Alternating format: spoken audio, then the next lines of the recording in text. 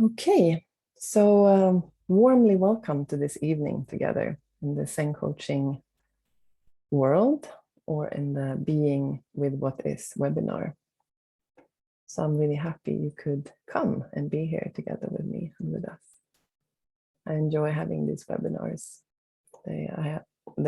We have quite a few of them in relation to the training that we are offering also, the Zen Coaching training. So it's a bit of an input in relation to that, but also it's fun to offer some webinars, some support and some inspiration. So who here have not met me before? Is there anyone here who have not met me before? Can you raise your hand? Katja, great. All of you I've met before, that's amazing. That's so cool.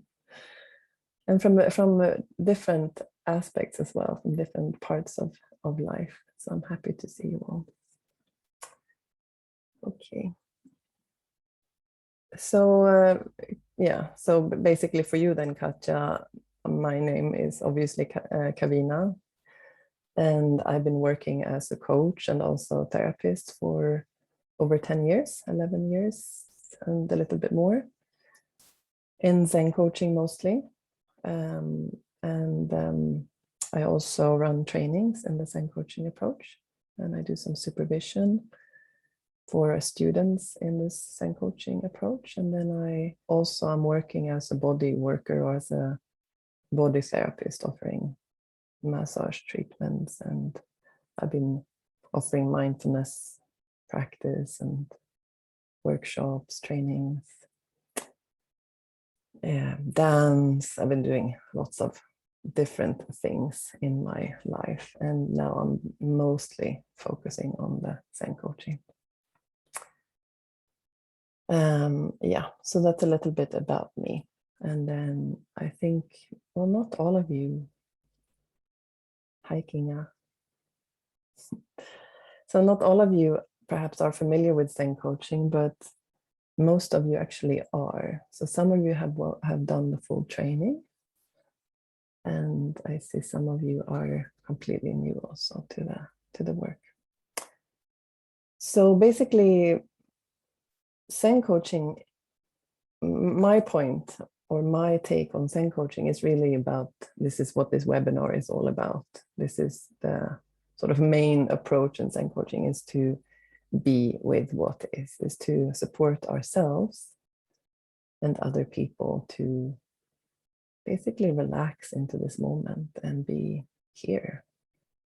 And of course, that sounds very easy and it sounds like no big deal, but maybe we can all agree on that sometimes it is a big deal. We get caught up in some inner drama and some,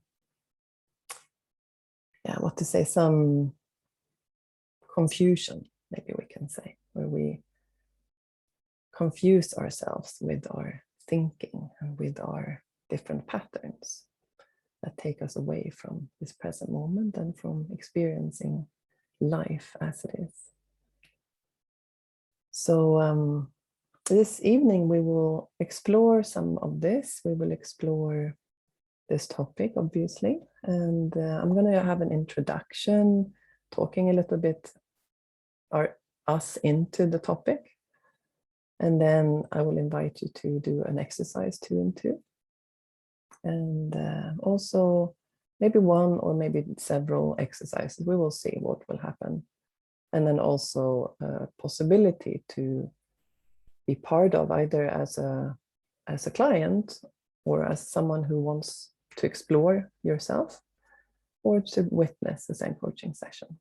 And it's not going to be a super long session, but maybe there will be one short one, maybe another short one, or there will be one a little longer. We will see. So this is the format of the evening. So, okay. Maybe we can start as we usually do in this work, that we take a moment in silence together. This is also a way to begin with the end, which is present moment, experiencing here and now. So if you want, you can close your eyes. If you don't want to close your eyes, you can just look away from the screen for a bit. You can experience some space inside.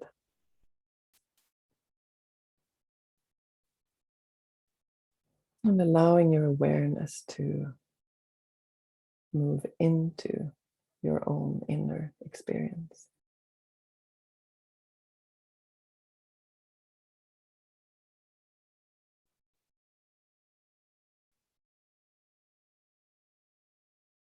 So sensing for a moment the body and the physical sensations of the body.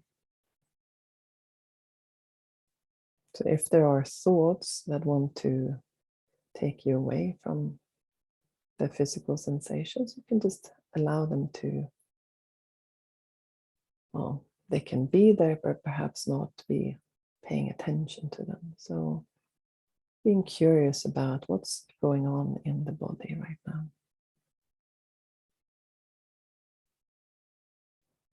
How is it to sit here in this moment?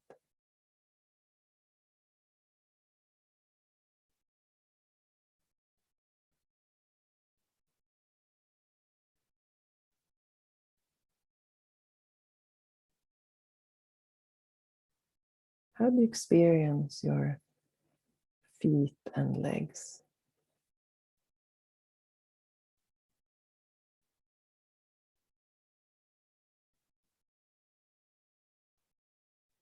Are they silent? Are they cold? Are they relaxed? Are they tense?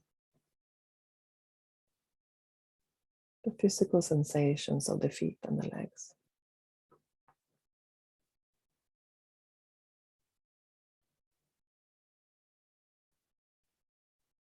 And sensing the bum, the pelvic floor, and the genitals.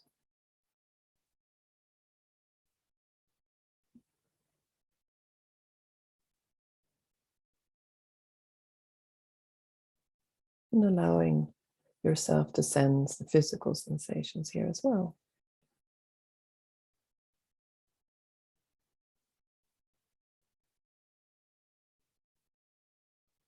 Like dropping down into this area of your body.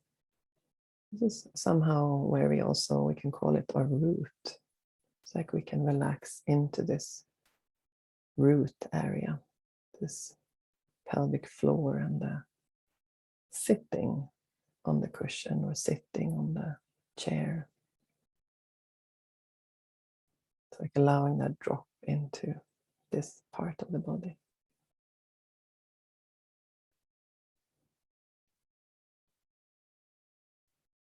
And then sensing the belly and the lower back.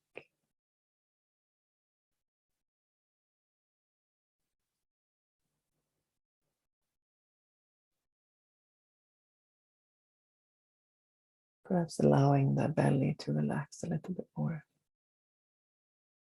Allowing yourself to breathe into the belly.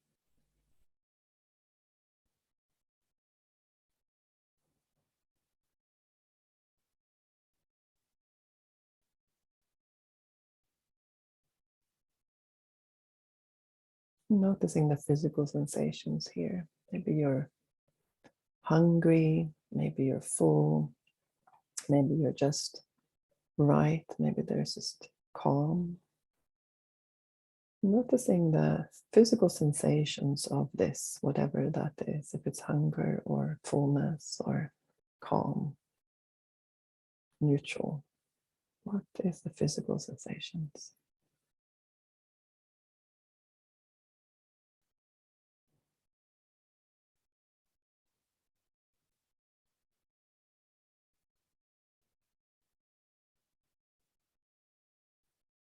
And allowing yourself also to feel the chest area, the back of the chest and the front of the chest, the whole rib cage, the sides.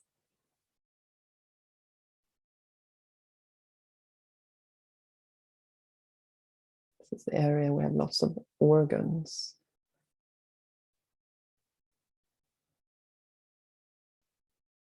Just notice how this area is sensing, or how do you sense this area right now?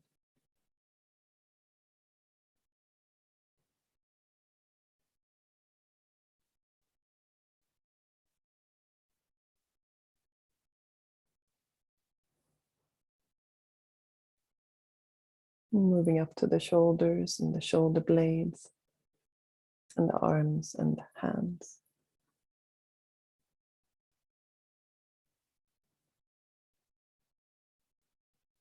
Like the wings of the body. This is usually the area we use the most in our everyday lives. On the fingers, lots of nerve endings in the fingers and fingertips. It's probably most easy to feel the hands.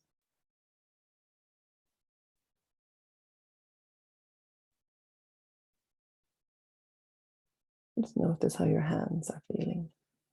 What physical sensations are there?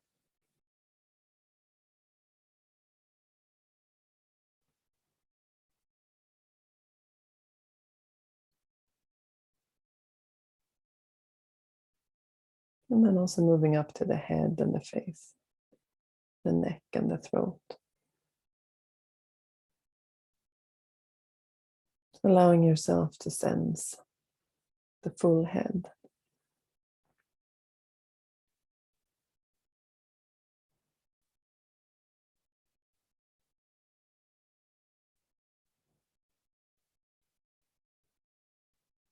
Sensing the physical sensations of the face. So normally we can see our face from the outside in the mirror, perhaps every day or perhaps several times a day we look in the mirror. And how is it to sense the face from the inside?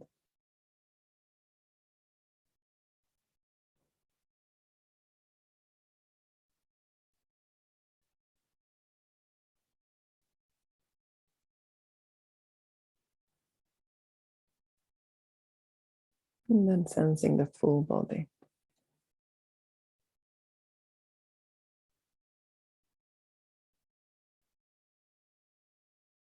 And the position the body is in. Perhaps sensing the texture and the support underneath or behind.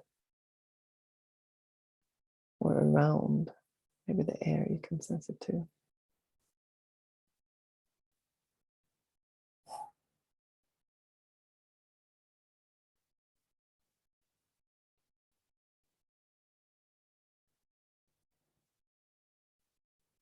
And sensing now again also into the breath.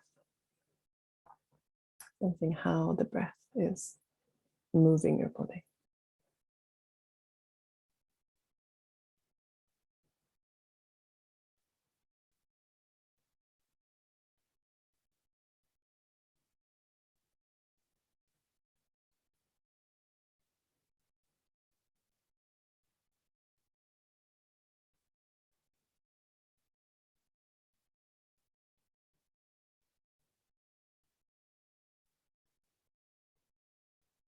So also as a way to come back, we can move a little bit, moving the body or the back or the shoulders. As a way to stretch and wake the body up a little bit.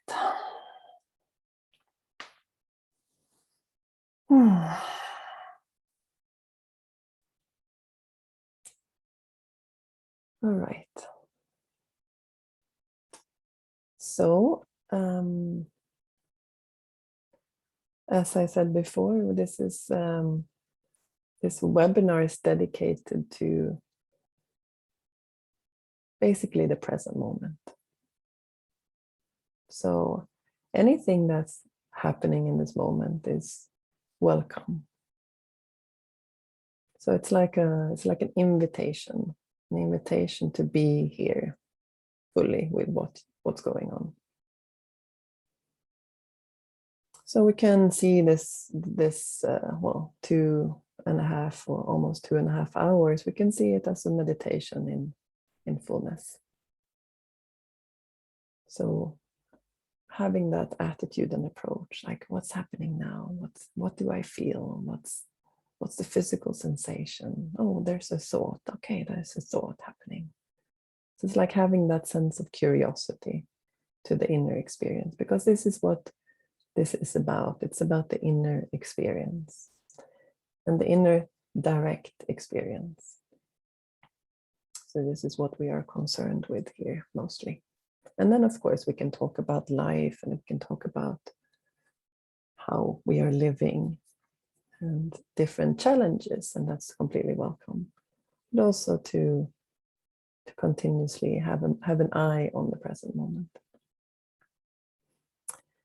So let's also hear a little bit. Let's see, how many are we actually? It's 12, 15. So maybe we can see just in the chat. I think all of you have been in Zoom before, I would guess. So you know how it works. There's a little chat icon at the bottom of the page.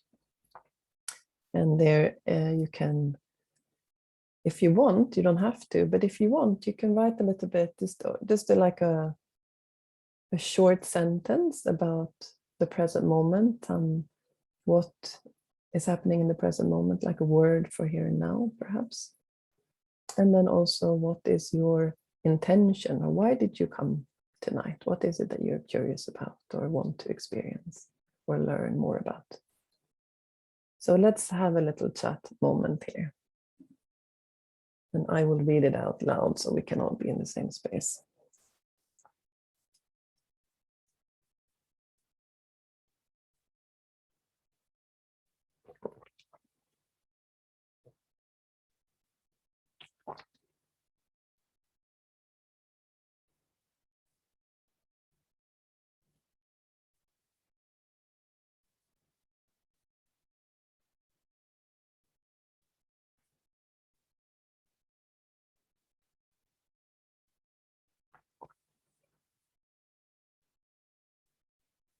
Okay, so Helena, peaceful and curious, missed Zen Coaching community. Yeah, it's been a while, right?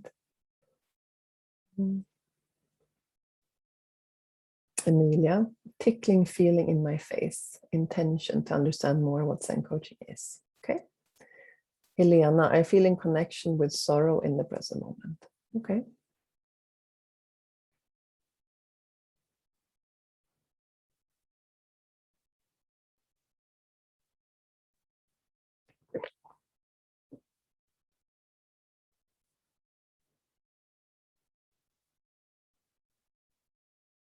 See if there are some more here.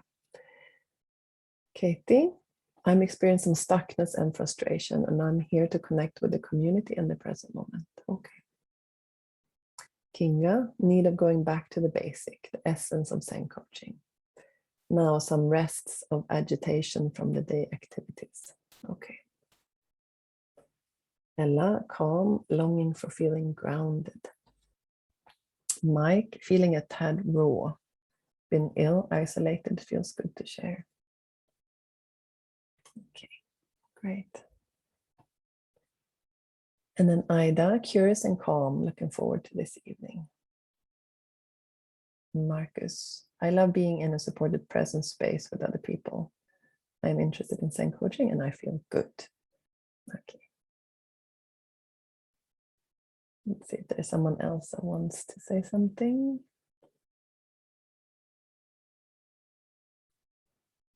Karina, present moment feels very peaceful. Intention, take time in a gentle space from busy nature of life to connect with myself and be with my experience. So I'm reading through it again, and it's a little. So what I'm sensing is that there is curiosity. There is like longing to come back to the Zen Coaching for those of you who have explored it before, and longing to feel grounded, gentleness, support. Okay, great. So it's good to feel us a little bit. I like feeling, because I mean we are sitting online, so it's like I said, there is some element of separation or disconnection, but I also feel more and more this possibility to really connect even in this kind of way. I enjoy that. So okay, so let's move into the topic. This topic is the being with what is topic. It's like I'm sitting with this topic. I think every time I sit with a client, every time I support a person, I come back to this topic, and it's really about, because I see that for most people it's not that easy to be here. And there's this tendency to basically to live in our thoughts. This tendency to be guided by our thoughts on a daily basis, like believing that our thoughts is the reality of living. And it seems like when I work with people in coaching sessions, I mean, people normally come and they don't always have a problem or an issue, but a lot of the times they do, or this is what they want to explore.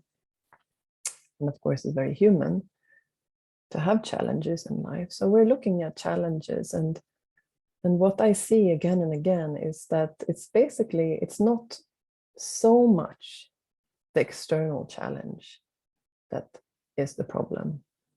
I mean, there will be continuously external challenges in life, right? When we are complex beings, we are living complex lives with different kinds of relationships and activities and all sorts of things that can be super complex, absolutely. But what I'm sensing when I work with people is not that is not the real problem. The problem is the inner conflicts that arise inside. It's like my relationship to the external or the whatever challenge I have. There's this idea that I'm having of how I should be or behave. That seems to be the problem. It's like we're having this template of how we should feel, think, act, behave, communicate. That seems to be, it's like an ideal version or an avatar, perhaps, like an avatar that we think that we should be. Yeah, it's like, okay, I'm having a challenge. Maybe there's a crisis in my home environment. There's a separation going on. And then in this avatar reality, I should like deal with it super gracefully, or I should have like this, I should have control in this situation, or I should, there's lots of shoulds. Or maybe there's something going on at work and I'm feeling super angry or super triggered or super afraid of losing my job. But in this avatar reality, I should not be feeling all these things. I should be in a perfect calm place, or maybe in the inner work that I've been doing. I mean, I started my first like work on myself 95, 6, something like that. I've met so many different teachers and teachings, and it's so easy to get lost in this. And in this spiritual avatar of me, I should be all kinds of things according to all these teachers and all these teachings, right? So there's this gap between the avatar and my reality sometimes, not always, but sometimes. And that is usually one big chunk of the problem that people are sitting with. So it's like I'm not in that sense dealing with my own reality. I'm dealing with the ideal version and the gap or the distance between the ideal avatar version and my own real reality. And this seems to be one of the big problems. I don't know if can you relate to this? Some of you can. Mm-hmm. Yeah. Okay. Yeah. And that seems to be part of my job. It seems, as a coach, is to support people to come to what is real. It's like it's to see the avatar ideal version, yes, but not feed that, but rather step into the realness of life and see what's really going on.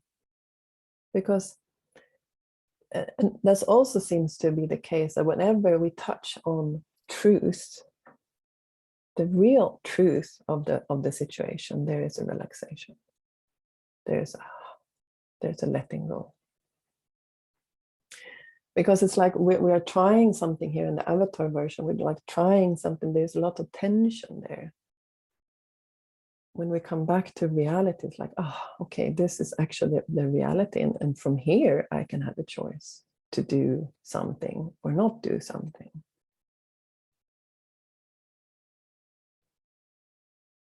So I was having a client like a few months back, and I still remember it because it was so incredibly clear. Like he was speaking a lot about what he was longing for and what would be good for him and what would be supportive. And I was like moving along with that, supporting him in that process. And then I realized we're not getting anywhere here. There was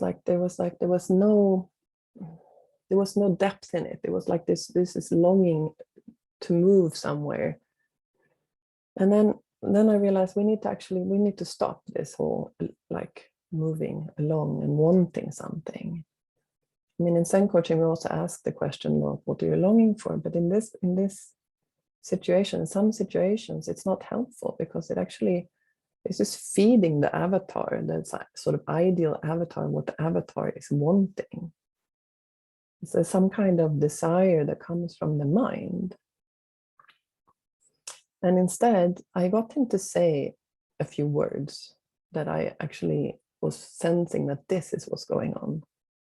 So I was asking him, can you say that I am in pain? I'm suffering and I'm struggling. And when he said that, it was like for the first time for our several sessions, he was relaxing. And he was like, oh, finally, yes. And in one level, we can see, how could that change something? And I say that I'm struggling. How can that change anything? But it did, because there is a truth in that. I can relate to the truth of the moment. I'm no longer like wanting something different. I am here with what is. And that is relaxing in itself. So this was one example, but I see it clearly so often that it's like coming back to reality, coming back to what is real, not what I want, not how I want it to be, but how it is. And I'm also touched by, I'm pretty sure, I'm not 100%, maybe 99, 98% sure, that it's the Buddha that said that like the cause of suffering has to do with two things. And it has to do with, the first is the rejection of the present moment. That I'm rejecting my experience, basically. I'm rejecting the present moment as it is now. And the second thing is that I'm desiring something different. So rejection and desire from the mind, this is how I interpret it, is basically the cause of suffering. So if I'm rejecting something, I'm saying no to something that is, and then I'm saying yes to something that is not, then what am I left with? I don't have any space to be. There's no space to be here in that. There is just struggle and tension and a fight against myself and a fight against my reality.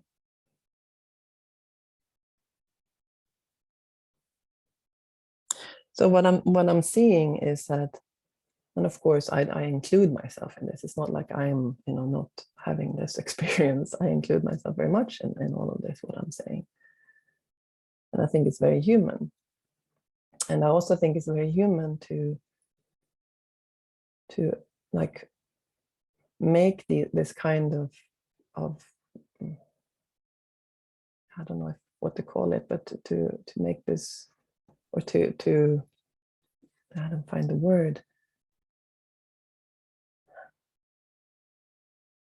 Yeah, to have this pattern, and maybe that's the best way to say it. And it seems like one major part of the problem is our mind and our confusion in how to use the mind in a constructive way. Because it seems like the mind is like we're confusing our observations of the reality as it is with our interpretation with about it. It's like there's a fact situation. I'm sitting in this room, that's a fact. There's a fact that there's white walls in this room. But then I have my interpretation about this reality, and I can say lots of things about anything. I can interpret. I confuse facts with my thoughts. Or if I'm going to say that I'm struggling and I'm in pain, then I need to be in touch with my feelings. But here also, again, if we're confusing our feelings with our thoughts, for example, well, I am in pain, but I don't want to feel that I'm in pain, or I don't know how to distinguish pain from, well, he's an asshole, or he is rejecting me. Then that's also a confusion, that I'm making it more complicated to be with reality. I'm confusing my feelings with my thoughts about the reality. And also in how it's like I'm perhaps interpreting other people's actions or my own actions and behavior with my thoughts. And I act on my thoughts rather than on what's actually real.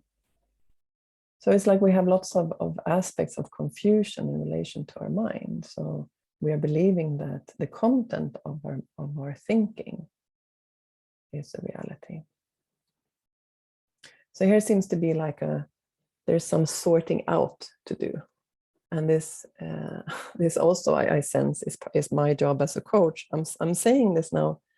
Well, many of you are coaches, so that's maybe also why I'm speaking like this. But it's also because I think it's very human. I'm sitting with humans all day long, sitting with humans, and it seems like it's the same thing that comes up again and again. And it's like how to sort out reality from my thinking about reality. Because if I'm going to say I'm going to be with what is, and then I just have like an attack of lots of thoughts that I believe in, then it's just going to be painful to sit and be with what is. That's not really the point. The point is not to sit and feed on the content of my thoughts, but it's to move. It's like to see, okay, now there are lots of thoughts happening, but also like what's happening in the body, or what's the physical sensations in the body. It's like coming back to to life beyond the thinking mind. So that's a little introduction to this topic. So maybe if some of you or one or two of you want to say something as a response to this introduction, how does this touch you, or what does this evoke in you? Just to get a little sense of where does this take you.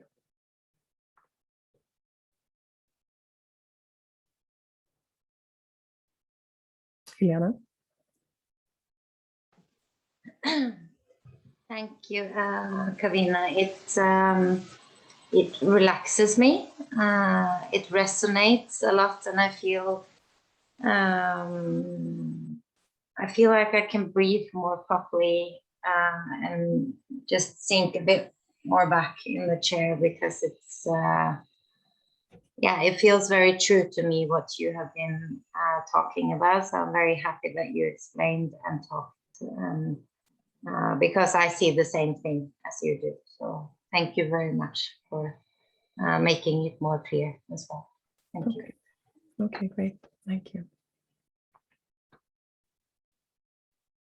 Someone else?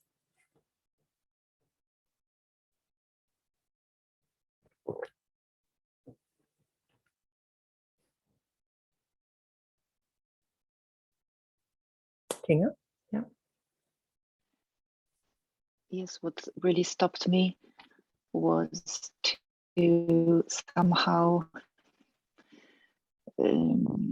maybe intensify this question, which is like one of the main questions in coaching. What do you long for? What are you longing for? And to stop and even, to doubt it a bit, or to really go even farther to reality.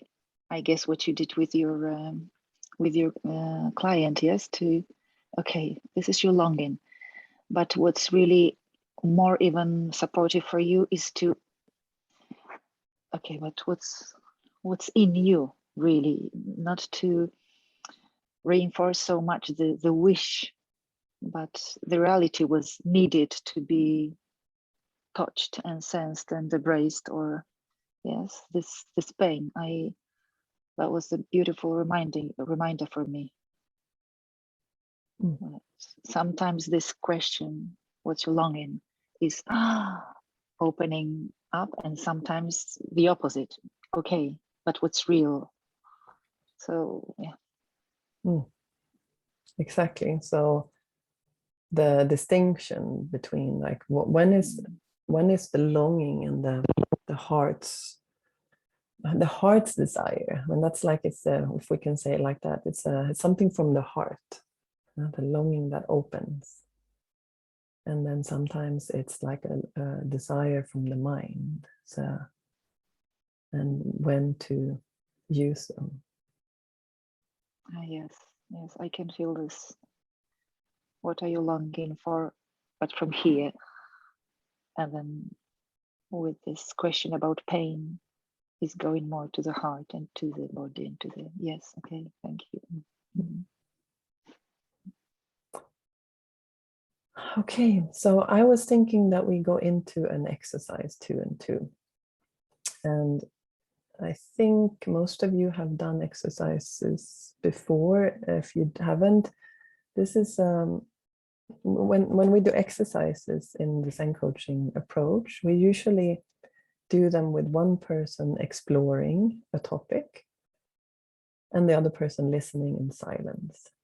So it's not like a chit-chat moment. It's more like an invitation for the explorer. I mean, both of you will be explorers. You will be 2 and 2. But when you are exploring, that you have the space to explore and to take your time with the question. So you don't have to come up with an answer quickly so that the other person can speak. But you have like this designated time for you to relax with the question, to see if there's something that's coming that you didn't know before. This is basically what this is about, just asking questions and checking with yourself.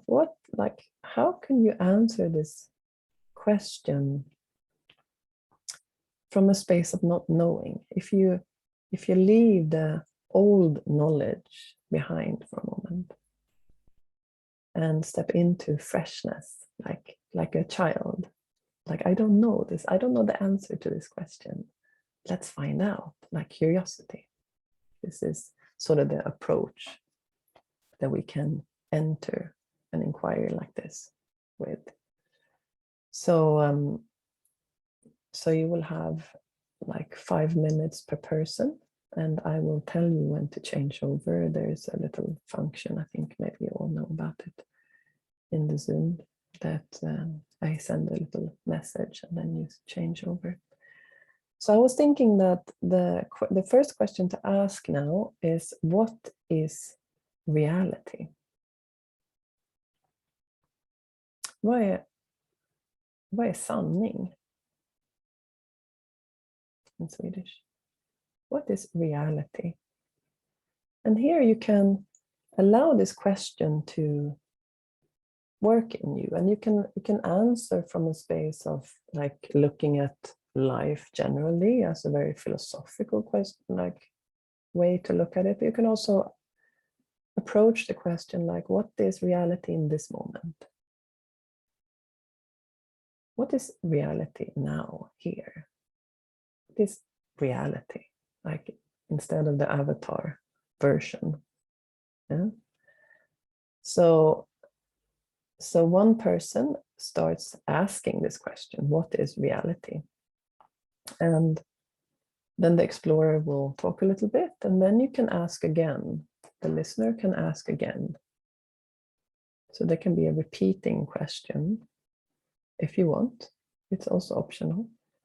But just as a way to support the explorer to stay with that question and not go too far away into another kind of sharing, and it becomes like a big story about something.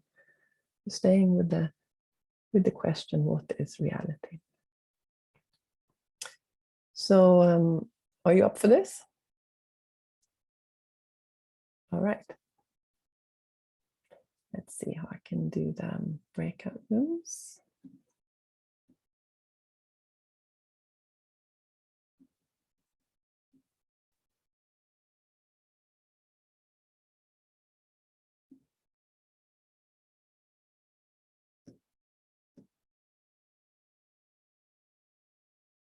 Okay, so I will open the rooms very soon, and then you just click on the whatever it says to go into the room, and then I will call you back when you have done the twos, and I will also send you the messages when to change over. So decide who goes first, and then ask the question, what is reality, and listen in silence. So I open the rooms now.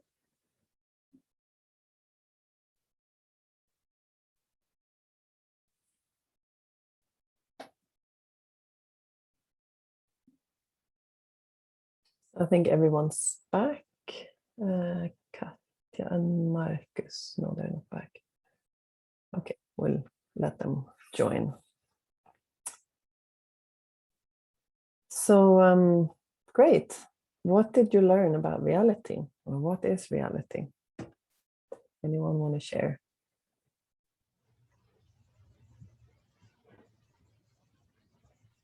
Ella, yeah. Yeah, it was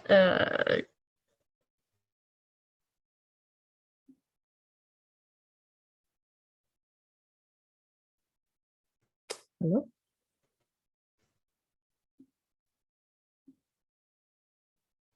great It's hard to hear you, Ella. exercise You're breaking up. for me. Do you hear anything at all? It was breaking up a lot. Could you maybe switch off the video while you speak? Just while you speak.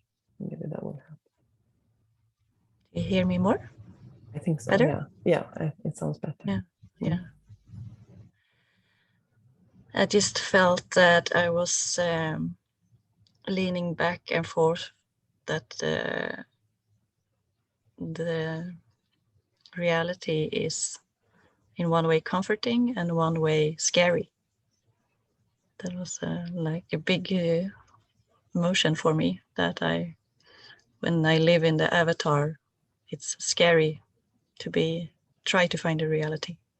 Mhm. But now I felt somewhat that it was comforting, that I was leaning towards reality. So that was just a very nice feeling for me. Okay. Yeah, so there's something while you're in the avatar that feels frightening about like resting back into the reality. But once you are more approaching it, it doesn't feel so scary. Did I understand you right there? Yeah, something like that. Something like that. Okay. Mhm. Yeah. Yeah, and that's interesting also to explore a bit. Like what is it like from the avatar perspective that is frightening about reality, really? Is it something you want to say something more about? For me, I think it's to be in the avatar is rejecting reality. So it's just not accepting myself. So of course, then it's scary to try to bring forth reality. So I think that's the basic feeling I have, that if I'm longing to be something somewhat else, then it doesn't feel secure to show the reality. And what about it is not safe or feels secure? It feels like that's something wrong, like that's the wrong way. Mhm. Like the avatar is right and my reality is wrong. Right. Okay. Yeah, but yeah, Whereas, exactly. yeah. Yeah. Mhm. So there's So that, like, yeah, yeah, so go on. it just became very clear for me. So like, what is my reality? Mm. I think this is like putting the hammer on the nail. Is that how you say it? Mike, you're my go-to person, and Karina, you're my language people. Yeah. So like the hammer on the head. Is that how you say it? Hitting the, yeah. It's kind of hitting the nail on the head. They're not the hammer on the head. It's the nail on the head. Thank you. Hitting the nail on the head. Great. So anyway, so it's like the finding them that exactly that what you're saying now, Ella. So it's like the avatar from this perspective, the avatar holds the right version. Yeah, this is the integrated rightness of things, and the reality is like like there's lots of judgments about like when I'm not in the avatar world, then what is it like, what are the judgments there? What is it that like what is going on there? Like what are the thoughts about reality there? Are there any thoughts, or is there shame, or like you, Ella, or maybe someone else?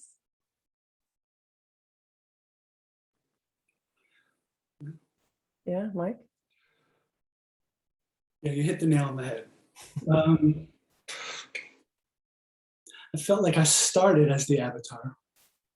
And the avatar was sort of the chooser with the options of how deep am I going to go? How vulnerable? How much courage am I going to allow myself? Depending on which layer or how deep I'm going to go. What will I allow myself in this moment to examine? Because there are a lot of realities to choose from. And then you kind of choose, and then you allow yourself to step out with courage into what you chose. So are you saying like in your experience, it was like the avatar is a part of you that is a resource from where you can choose your reality? Is that how you're saying it? Sort of, just from the beginning when I first heard the question, sort of took it in as an avatar and noticed that there are options depending on how deep I want to allow myself, how vulnerable. Right. Okay. Mm-hmm. And then I kind of choose, okay, I'll go there. And then just kind of step out of the avatar and allow it. So what I'm hearing here is that it's like we're describing the picture, at least how I understand it, like the avatar is, well, it's the avatar, right? It's like a version of me,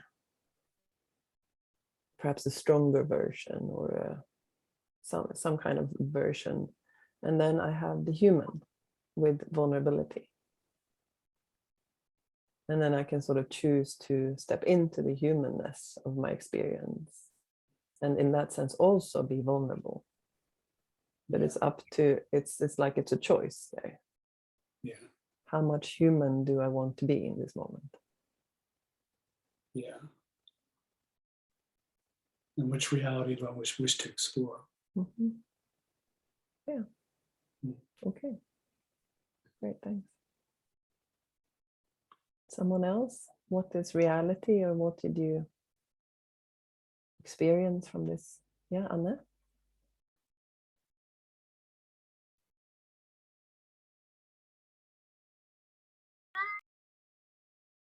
You were almost there. Yeah. This doesn't work first.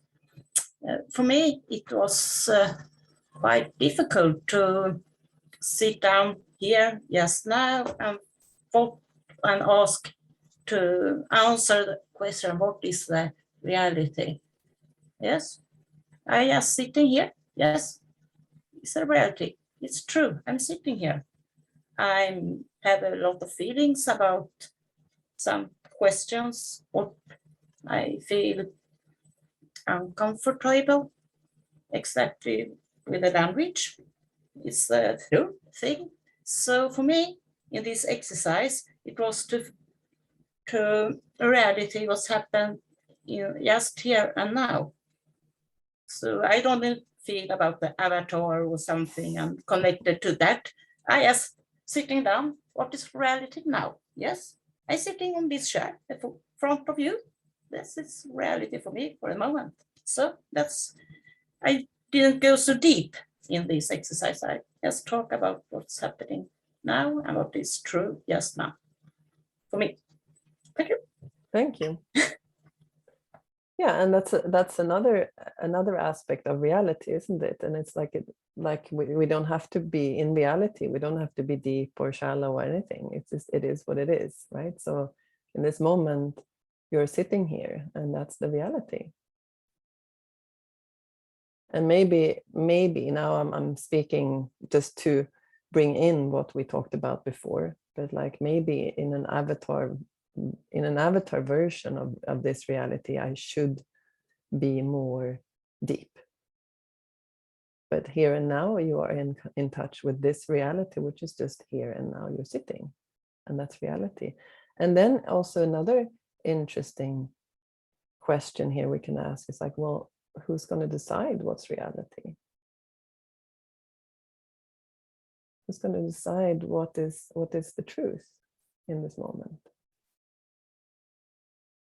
It's up to me, isn't it?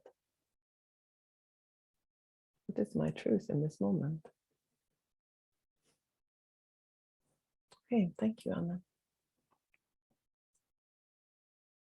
One last person.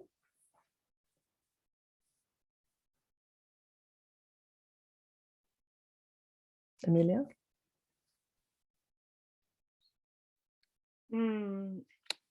My experience was at first I just right now my reality is that I get sometimes nervous to speak and it's happening now. So you can take your time. Okay. No rush. Yeah, my experience was quite similar as your Anne, and I just felt that, but it was quite a profound feeling or experience, because I felt that the only thing that is truth or sanning is what's here. It's what I'm sensing in my body.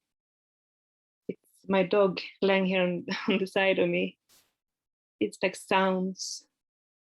And then I was like trying out, but maybe my parents, they are real. But it felt like they're not here, they are somewhere else in the world. And suddenly, like, I said, no, this is right there and then. It's not true.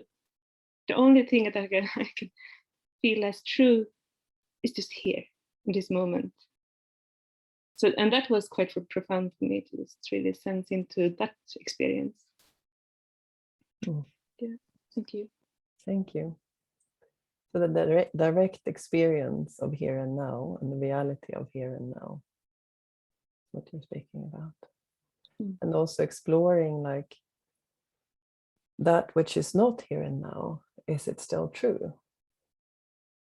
Like your parents, like you're saying. Yeah, so I mean, of course that could be, we can take that in many different versions, go very philosophical about it. Or just but what we do know in this present moment is what we can sense and what our direct experience is, really. Can I add a thing? What I felt in relation to what I felt was true, or sanning, or reality, is that it's there I feel a sense of stability and trust when I really lean into it. And what I could sense is true, that is also not here in the room, is things when I sense into it, I can feel a sense of stability. That was, and trust. That was what came up. Right.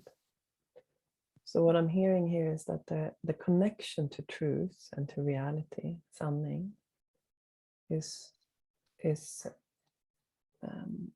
awakening a sense of stability inside yourself.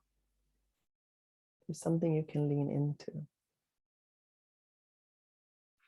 This is, I would say, from my perspective also, this is profound, because it's like we have an innate ability to know truth. I think all of us have that. I don't think there is like one person who doesn't have that. I think it's innate.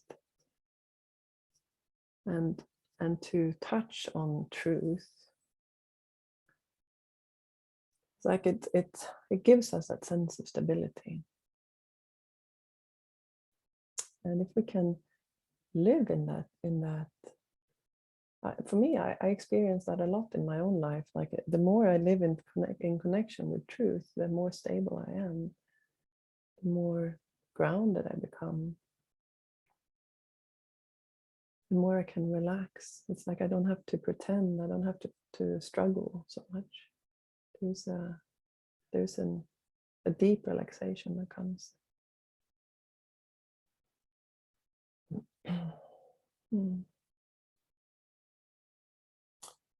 Okay, great. So we have opened the door to this space. And I also want to offer a space now to have let's see what the time is actually. Maybe we take a little leg stretcher for 5 minutes and then we can come back. Yeah. So if we come back at 5 minutes, is that enough? Yeah. So 1947 then we come back. Okay.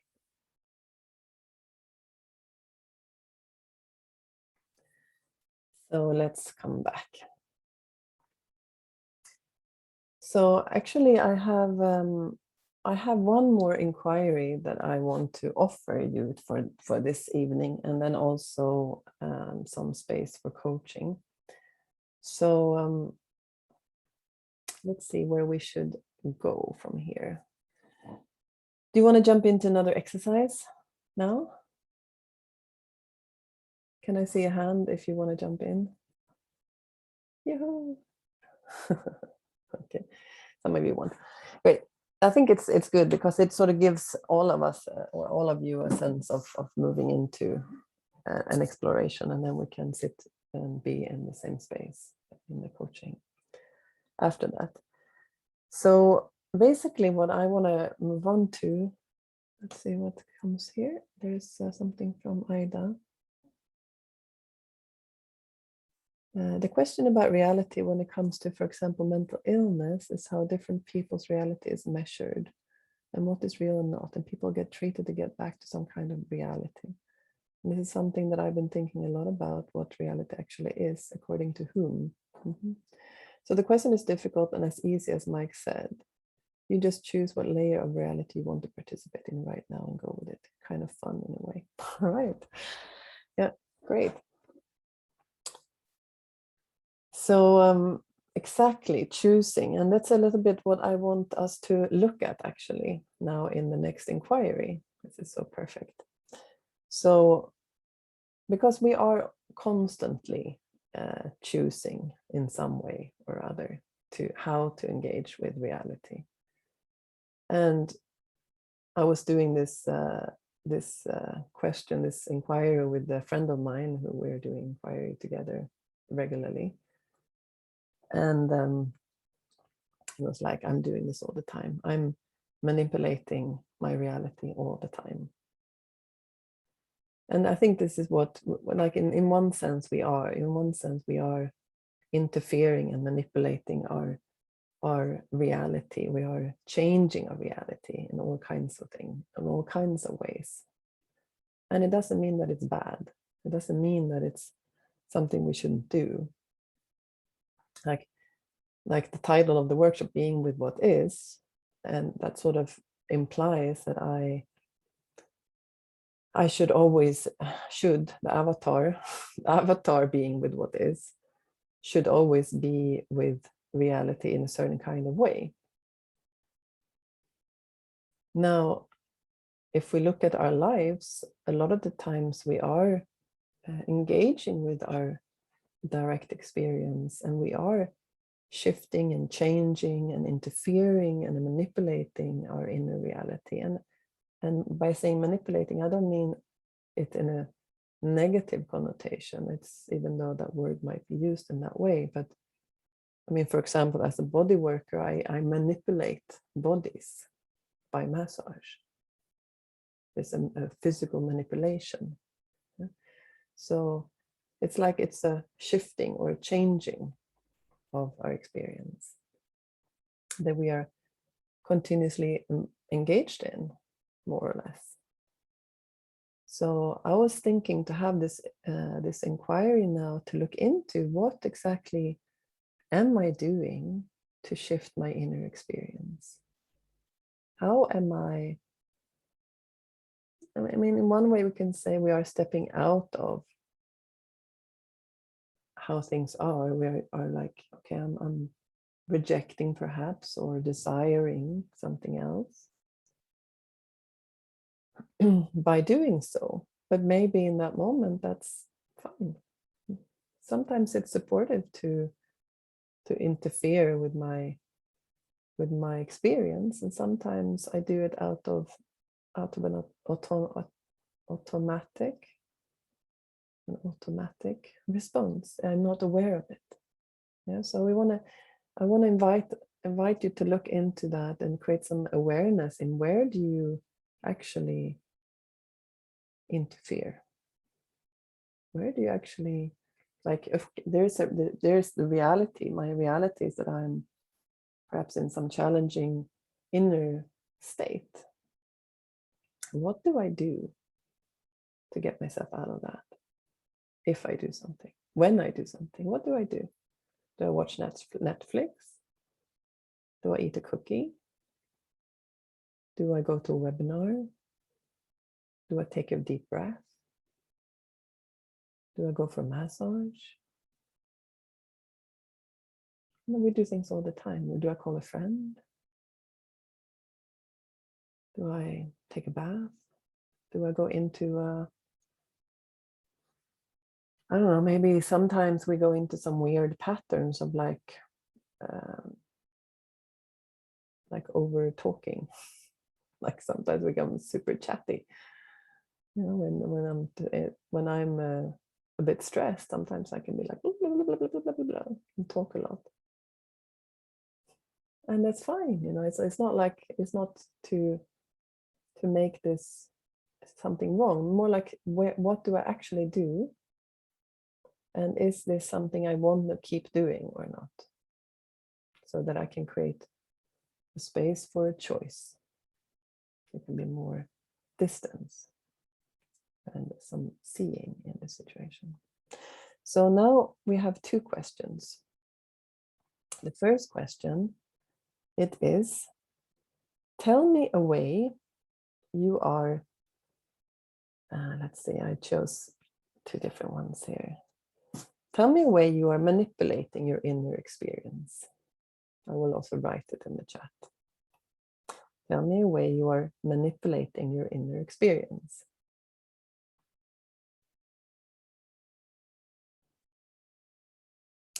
So that's the first question. And so both of you explore that question. And then the second question is, what is it to be with what is?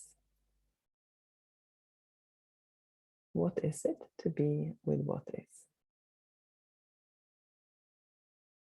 So these are the two questions. So you will have about 5 minutes each on both questions. And again, as an exploration, you don't have to know anything beforehand. You can take your time, you can pause, you can have a moment of silence, breathing. You don't have to entertain the other person by your answers. You can just relax into the question and then see what happens and what comes. Do you have any questions about this exercise? I have a clarifying question. Yeah. Like when we ask the other, shall we just then ask one question at a time, or? Yeah. So you work with one question first. So the first 5 minutes is only for one question. Yeah. And it can be a repeating question. Yeah. So tell me a way you are manipulating your inner experience. So that the question is like, tell me a way. So if you don't, see if you can answer quite shortly. Yeah. So it's like, okay, I do this. And then the listener, you can ask again. So you like, it's like you're checking for different kind of strategies. So don't end up in a story about something completely different. The repeating question can be supportive. And the second question, what is it to be with what is, can also be a repeating question. Okay. So you begin with one question, same question for both people, and then you change over and the second question for both people. And I will put you into new groups, I think. Let's see. Are you, is it clear about the exercise? Okay.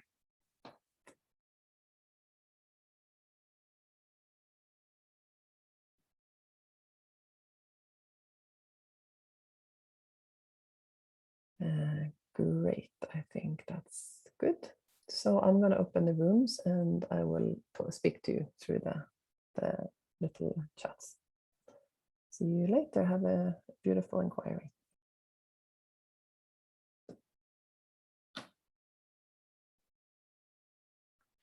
Great, so welcome back. So how was this exercise, and is there anything you want to share about this? And it can be anything about how it was to speak like this to a person that you probably don't know, or how, if anything that came up that was important, interesting, inspiring, challenging. So you can just share something that we can harvest together and see if there's, because it's always interesting to hear how the exercise was. Karina, yes. Yes, I got a little bit confused, I think, because I was trying to think how I try and manipulate or interfere with my reality. And then I realized that it wasn't so much with reality, it was more my inner experience of reality that I was trying to interfere with in order to avoid the reality. So it was quite a helpful kind of realization that I was thinking on a specific track, and it was more helpful to think the other way.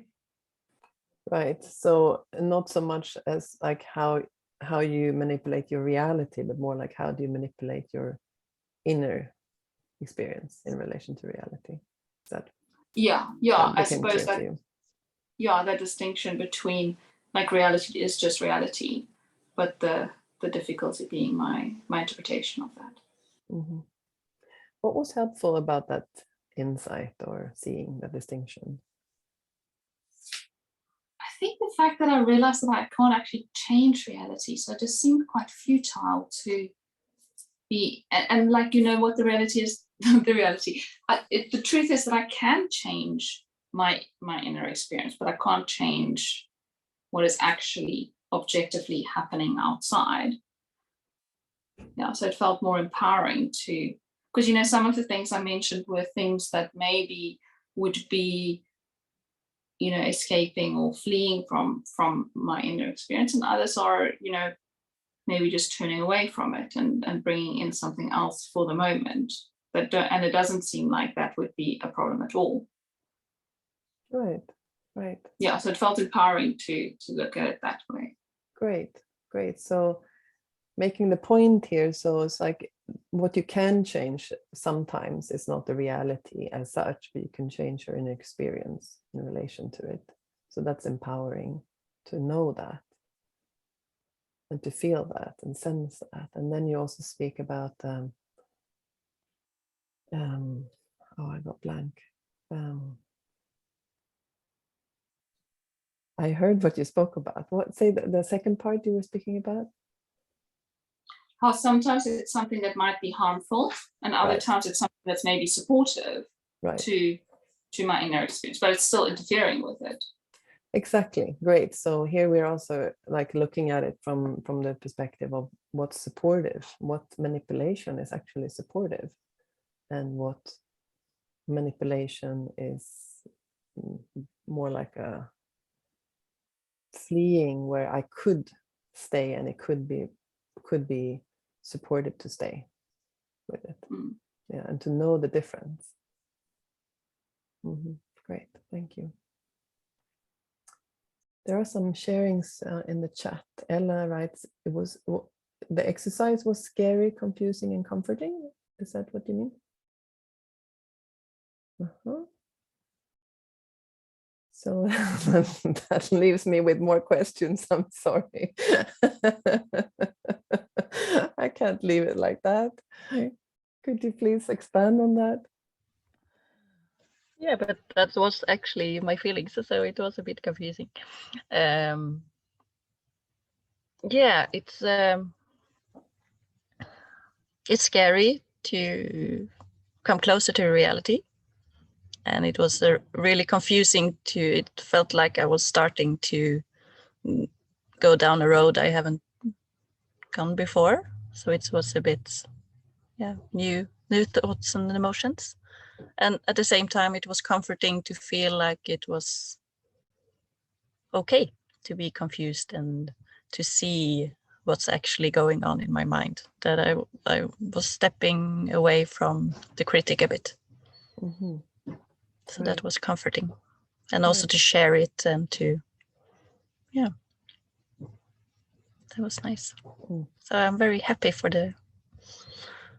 this inquiry. Okay, great. Thank you. So and then King, I got myself on cheating, thinking that I create what I love sometimes is manipulating what I feel, not to feel it, manipulating. So okay, so what I'm hearing or seeing here somehow, there's you had a seeing in relation to how you're manifesting things or how you want to create things that you love, and sometimes that it's like coming back to what you said earlier, something about like what is actually a true longing from the heart, and what is a way to escape something and to not feel. Is that what you mean? Yes, exactly. This is what I mean, that maybe I do long for it. I didn't know it. This exercise made me to realize that, yes, that I long for something so much that I create it, but then I miss or don't like embrace very much what I am scared of, yes, or what I'm feeling actually, or what yes, this reality. Yes, when I, yes, I go for creativity, activity, optimism, and I create that. I want to give that and receive that from the world. And no, the rest is okay. Just a minute. I don't stay at all with at all. Yeah. Okay, so did this exercise make you, I mean, did it activate this? Maybe it would be supportive to stay a little bit more, or was it more activating the inner critic that I should stay? What I discovered in this activity is that, wow, this is what I'm doing. So this is super curious, Okay. and maybe to inspire me to observe this a bit. When, yes, relating to the previous insight, yes, that is it what you want here or want here, but what you really feel. So this is not. So, I feel some admiration for my longing. I like them, but just to maybe watch out when I'm really manipulating it, like over exaggerating and really creating it, from the heart. Yes, I can feel it. Yeah, it was beautiful realization. Great, fantastic. So opening into a new inquiry, a new kind of inquiry. Yes, Thank you. Thank you. Thank you. Amelia writes, I love the questions, powerful. Okay. So I was thinking also from here, because now we've been exploring some aspects, looking at reality, looking at how we sometimes confuse the reality with the avatar perception. We have been exploring the manipulation that we do in relation to our inner experience and what it is to be with what is. And now also I want to invite one of you, I think it would be probably be only one person that can explore in a short session with me to see if there's something from tonight, maybe there's something you want to look deeper in relation to well, perhaps an inner conflict or in relation to the topic we've been talking about tonight. Or something challenging. It can also be something challenging. We don't have to specify it.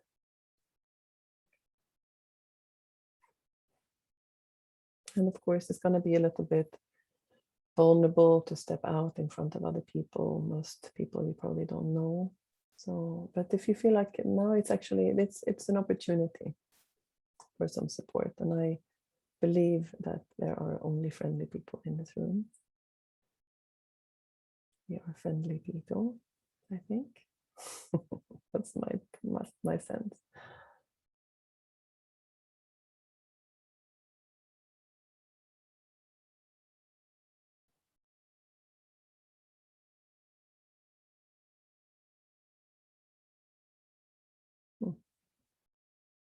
No one. Oh, is that Sharon Lee? Did you raise a hand? No, I was like seeing a hand there. Okay, maybe there's no one. I may have a thing. Emilia, great. Maybe. You may have a thing. let's explore it and see if it is a thing. Yeah, it's actually about this nervousness that I can feel sometimes, that I felt here. And I'm often speaking in front of people, and it keeps on following me anyway. And it comes up often when I'm not warmed up, just in the beginning, and then if I have the role of speaking in front of people for some time, then it goes away. But it starts with really like here in my heart space, like a physical feeling, and it is related to me losing control or something. I don't really know. I don't know if it's something. Yeah, let's explore it. Okay. I mean, I think, I mean, I can recognize myself in that. And I think a lot of people can. Speaking in front of people is like, it's like a thing, right? It's like a lot of people feel anxious or nervous in this. So I think it can also help if we look at it. And it can help not only you, but perhaps also other people. So I think it's a super topic. Okay, good. So we're just going to explore this, and we have about a little 20 minutes, a little less than 20 minutes. Yeah. So the topic I hear is your nervousness in relation to public speaking, and especially when you are not, well, when in the beginning, or when you're not warmed up, as you say, and there's some tension in the body. So let's look at that. So, I mean, that's the reality, right? I mean, this is what you're describing is the reality of the situation. So when you're standing in front of people and a group, this is what happens. So now we can explore what is the problem in relation to this, because this is just a situation so far. What you're describing is a situation in reality, right? So I'm guessing that since you're bringing it up, there is a perceived problem. You're experiencing it some way and somehow as a problem. Yes. Yeah. Two things come up. Then, like first, it holds me back. I feel if I would not have this, I would step forth much more, and I would say yes to invitations more. I would an idea I have, I would being able to step into myself more. And the second is that it's a tension that also goes up in my throat. It's like when I have that nervousness, when I start to speak, it becomes tense, and I need to kind of stop and cough a bit or something, and then I can continue, and then maybe after some time it relaxes, and I can watch this, kind of looking at it and just seeing it happen on from the inner, and so that's why it becomes a problem for me. Okay, so it's both like there's the situation that it happens, it makes you actually stop receiving invitations or accepting invitations to go and speak in other places. It does. It doesn't actually. It doesn't I still get invitations, but I'm not like, I don't feel joy. Yes, I will do this. It kind of makes me scared a bit of wanting to stay in my shell, not go out there. Mm-hmm. So you have some opportunities, and then are you saying no to them, or is it more like you have feelings around them that are uncomfortable? I think I'm kind of having this thing of not saying no because of this, so I do often just do it anyway. But I don't feel like I can my mind can go like this, that if I wouldn't have this, it would be so much more joyful. Okay. Yeah. Mm-hmm. Okay, so it's great, because we're exploring, you know, the factual situation. So actually you are not saying no to invitations, you are doing them. What's happening is that you have you have well, let's look at it. But what I'm hearing, there's some kind of both longing, but also some idea that you should feel a certain way when you speak. Yeah, flow, relaxation, Mm-hmm. Yeah. and being in what I know, what like be able to be in me as I know myself. Right. Yeah. So here we're approaching or checking a little bit about the longing. There's a longing here. There's something that you're longing to experience inside yourself. Yeah. There's a sense of calm, a sense of ease, a sense of joy, and to speak about something that I'm guessing you feel passionately about in some way. As I know you, I think that that's what you want to speak about. Yeah. Mm. And then there's some kind of, because that reality, you're not living that reality. So there's some kind of now I'm guessing here, is there some kind of tension or sadness around you not having that?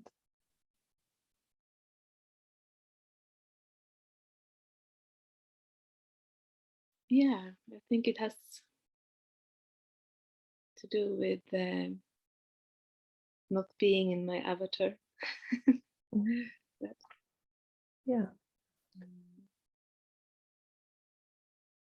And how is it to see that? So there's something you're not living up to what you would like to live.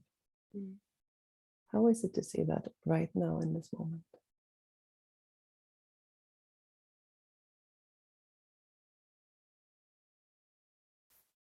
It's actually not so surprising.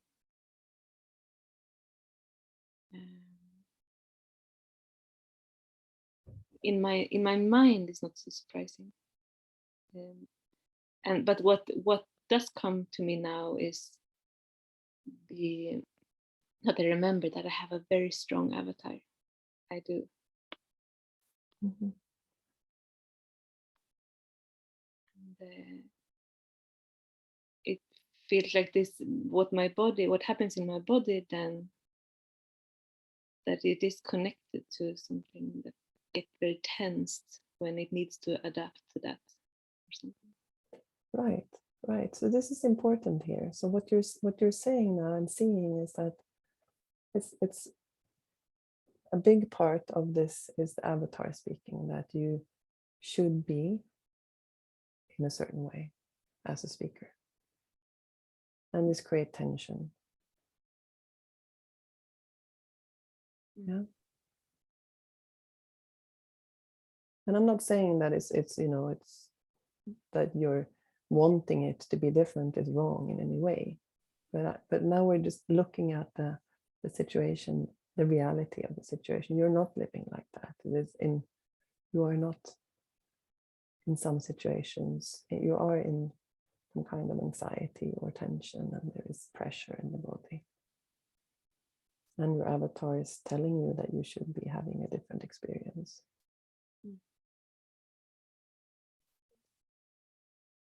So as we're looking at it now, so now it's like now usually there's an invitation here to look into the present moment here. So how is this touching you when we look at this? What do you experience now?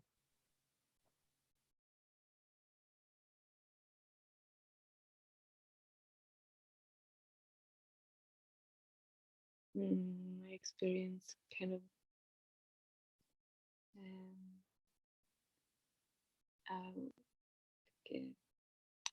wanting, or like that I want to embrace a little girl in me.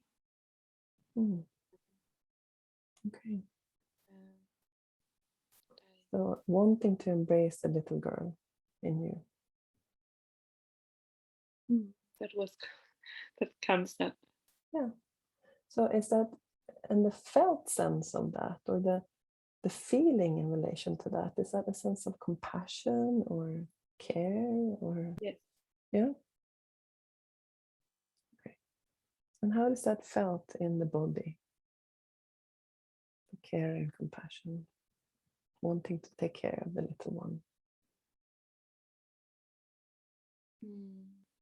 It feels great. It feels Great. It's great. very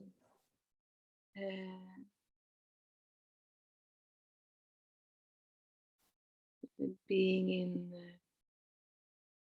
actually being in presence. It takes me to the present moment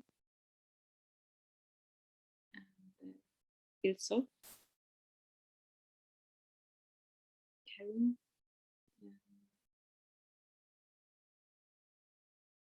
Yeah, feel compassion towards myself. Mm-hmm. So there's softness, there's caring, there's compassion. And if I ask you, like, how is like, what do you sense in the body in relation to this compassion and caring and softness? And it feels great, present, you say also. If I had your body, what would I feel right now?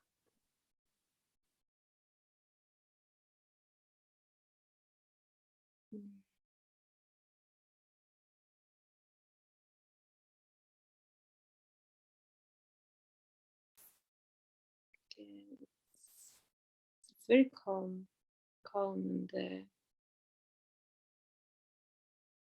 I do like here in my chest and in the solar plexus. I still feel like right now actually I feel a bit of that tension that is just in the solar plexus. But it feels like relaxed and yeah, I feel it. Mm-hmm. So there's calmness and then there's relaxation and there is some tension in the solar plexus. Yeah. There's also calm. But it's calm. It's just that I'm quite aware of it. From that I got a bit nervous in the beginning of this meeting. Then I got aware of it. It's not that I'm thinking about that all the time, but during this time together, I've had like sensed it, and it's still I do sense it. But in right now and here now, I feel that it's beneficial that I sense it and that it just can be. Mm-hmm. Right. So now you're sensing it and you are with it. You can just be. It can be. So you're not fighting against it now. No. No. And then there's a smile. Yeah. Yeah. And now I realize that I have been fighting with it quite some today or lately. Like there is a stress connected to it. Mm-hmm. Yeah. Yeah. Yeah. So there's a stress connected to it, and when you're allowing it and you're not fighting, then there's more ease. So from this perspective, from where you are sitting now and how you see it now, when you look at Emilia in the beginning of speaking in front of people, what do you see and what would you tell her, or what could you give her in that moment?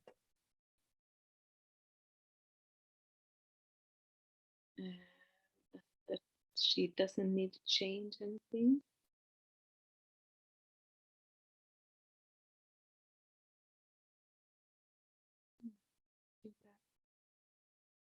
And it's good enough. Okay. And that it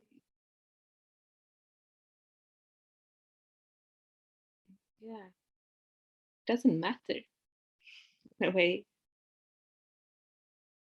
if others think that I'm strange or that it's kind of hard to understand or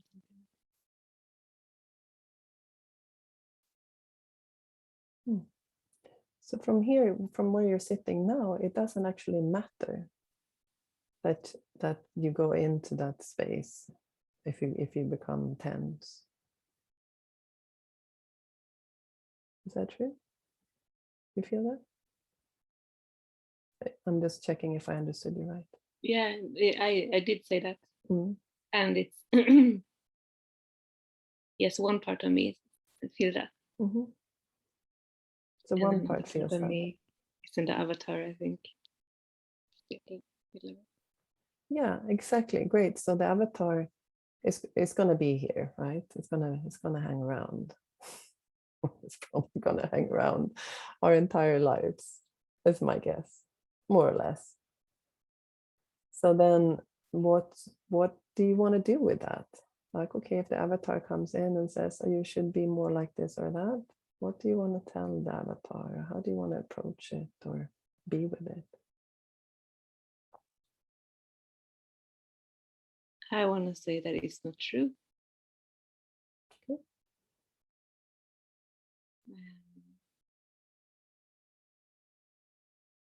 That it feels real, but it's not true what the avatar says.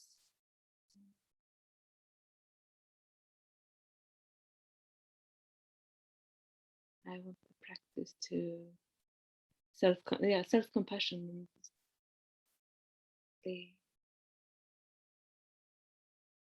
Embrace who I am in reality. Right. So telling the avatar or having the approach that what it's saying is not the truth. That compassion is more important. Self-compassion is more important. Yeah. Yeah. Try to remember that. Mm-hmm. Mm-hmm. How can you remember that? What would be supportive for you to remember that when you are going on stage, so to speak?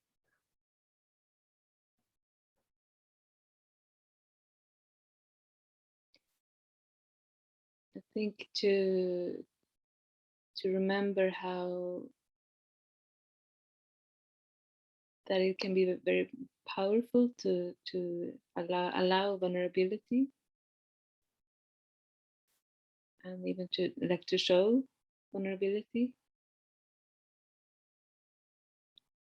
Sometimes I mean, like today, just tell you I feel nervous.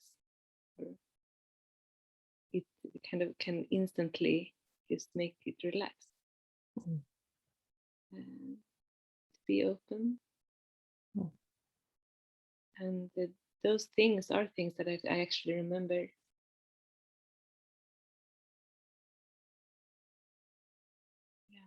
Yeah. So remembering that it's actually okay to be vulnerable and to be open, and sharing your reality, because that's what it is. You're sharing your own reality. Mm. Mm-hmm. Great. Is there anything else? No. Okay. I feel that you and maybe we together led, feel led back home to myself. Mm. Mm. Mm. Great. I'm happy to hear. Mm. Thank you. Thank you. Okay. So yeah, so I really also enjoyed being with you here, Emilia, and because it's really like this is exactly the process. I recognize it again and again and again and again. This process of like recognizing the tension that comes from the avatar. And then once seeing that, it's like there's a natural inclination for self-care there. That's actually what came up. It's like that's immediately what came in as you saw the truth that, okay, I have a strong avatar. This is coming up again. And then there was like immediate connection to compassion and care for yourself. And this is what I see. This is the process. This is how it works again and again and again and again in everyone. It's really so human. So thank you for embodying this for us tonight. Thank you. Thank you for the opportunity. Is there anyone that would like to share anything from how this interaction touched you? So it's not anything about Emilia specifically, but more like anything that you learned from this interaction or you realized for yourself.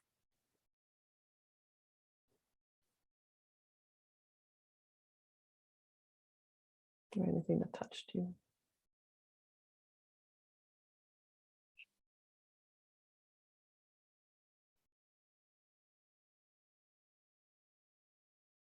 And you can unmute and speak if you have anything.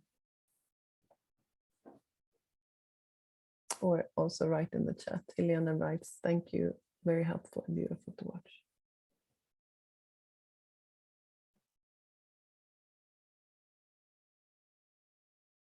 Okay. So great. We are approaching the end of this evening. And yeah, so there are a few things okay, let's see what Karina writes. Being with you as you explore this is truly touching. It is so fulfilling to be in felt real-time reality with others. In the moment as it changes and no matter what, it affirms why I engage in work on this level. Thank you for being willing to share your current reality here tonight with me. Yeah, exactly. And also what you write there, Karina, it affirms why I engage and work on this level. I feel that too. It's like every time there's this shift happening and this compassion that transmits.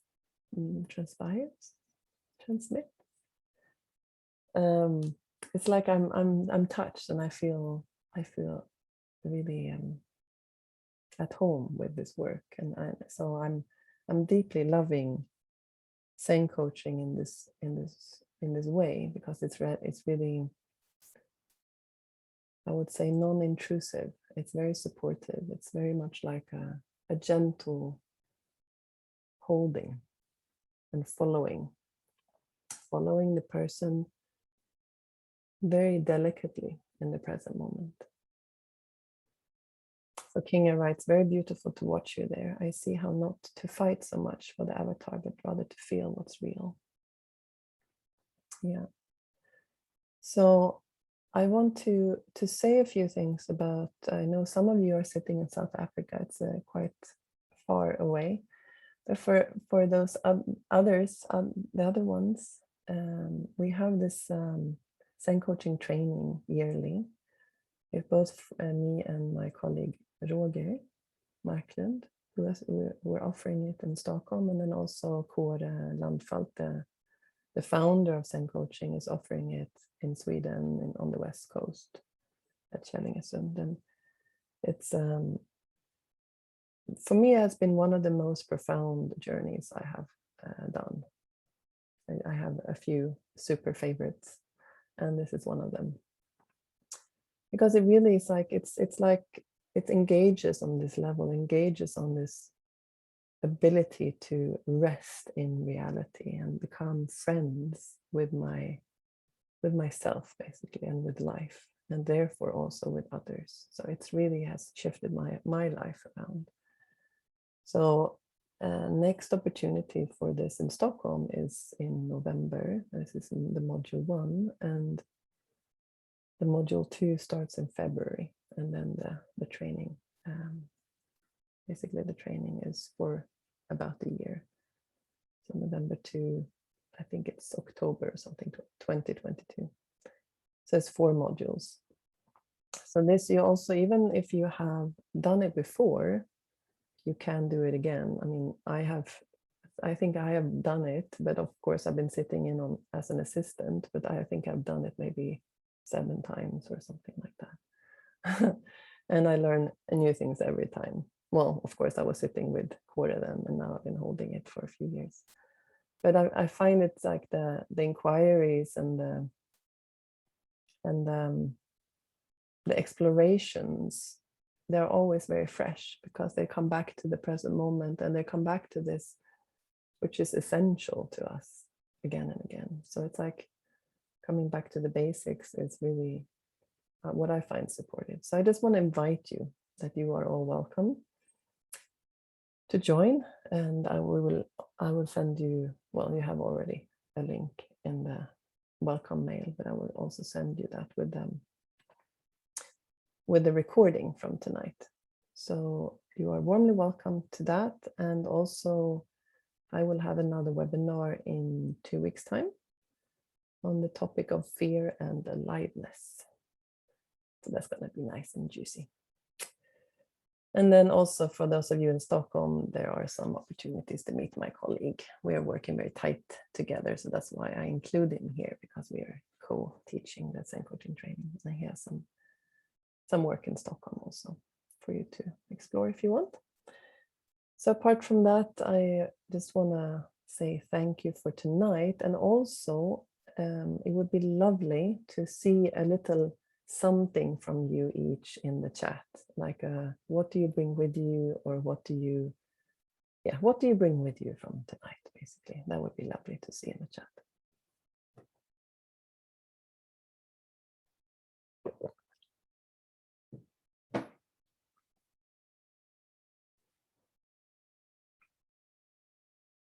Katja writes bigger space.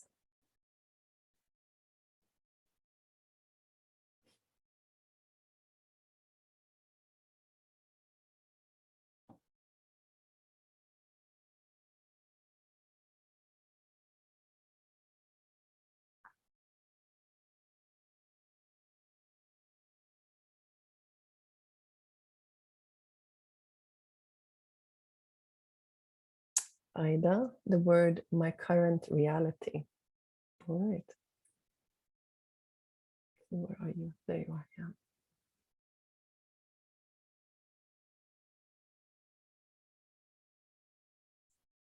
Emma, feeling into being with what is, noticing, allowing. Katie, thank you, Kabina and all. I had some challenges in accepting my present moment experience that I came here with. Now there's more acceptance and allowance of that, and something relaxes a bit. Anne, do you want to share? Yeah. Mm-hmm. Yeah, my chat doesn't work, so yeah. I want to thank you very much, Karina. It was very nice webinar you have given us today. And yes, this thing about the process in the coaching was so nice in this ending, because you have done a lot of, when we start with you talk first, and we have share in the Zoom room, and that was nice. Thank you. And goodbye, everybody. Okay, nice to meet you. Thank you, Anne. So let's see here. Helene, tack Kavina, so good. Okay, this is in Norwegian. Så gott att lytta, delta, vara till stöd och följa spacet igen. Thank you for all being here, present and open. I'm so grateful for the spaces and connections. Kinga, I bring invitation to reality. Double check for longing wishes from here or from mind. Fulfillment of my intention, coming back to basics of Zen coaching. Thank you, Kabina. Always so great. Emilia, bringing with me insight and learning. Lena, to see more clearly when I walk away from the current reality. Thank you, Kabina and all. Ella, thank you for the soft and gentle space for this challenging topic. This was very helpful for me where I am in life right now. Now I feel softness inside. Marcus, thank you, Kavina, and everyone attending and sharing. I love the method and your soft energy, Kavina. I especially bring the importance of acceptance of what is. Kavina, gap between avatar and reality is the problem, and the invitation or option to question beliefs and thoughts about the reality. Also recognizing that when I land in the truth, there is a natural relaxation and flow of compassion. Thank you, Kavina. I appreciate exploring reality with a supportive community. This is Mike. One which is challenging yet beautiful. Feel gentle and soft. That's wonderful to hear, everyone. So I love being here with you, and I wish you a beautiful the rest of the evening. And maybe we will see each other again. Some of you definitely I will very soon.